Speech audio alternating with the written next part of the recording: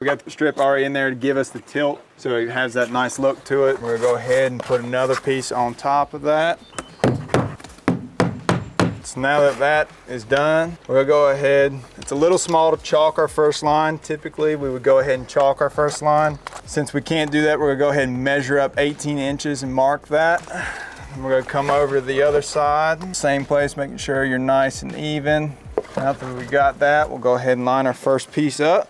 Get our nail gun. You'll make sure your air gun's set around 85, 90. It depends on the person, the gun. You're gonna come in about 2 inches from the end. You don't want to shoot it into the cracks. You want to shoot it into the thicker part. Once you're here, put the second one in.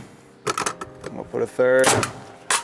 You'll just spread them out through there. The more nails you use, the more secure it's going to be, the better it's going to hold. For a second piece, again, lining it up straight, making sure it's right. Same deal. Good to go. I'm going to go ahead and hit them all at once.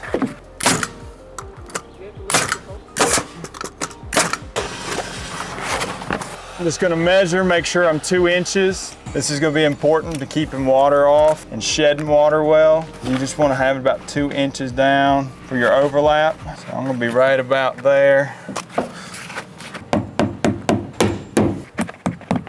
Just cutting any excess away. All right, now we're gonna go ahead and measure our second rung. First line we chalked at 18 inches. Since we recommend a 2-inch overlap, we're gonna go ahead and mark this next one at 16 inches for our line. That'll give us the 2-inch overlap that we're looking for at the bottom.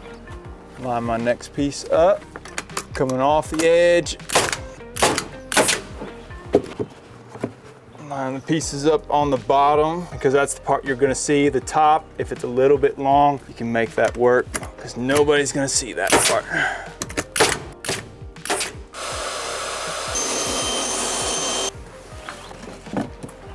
Just a little bit more.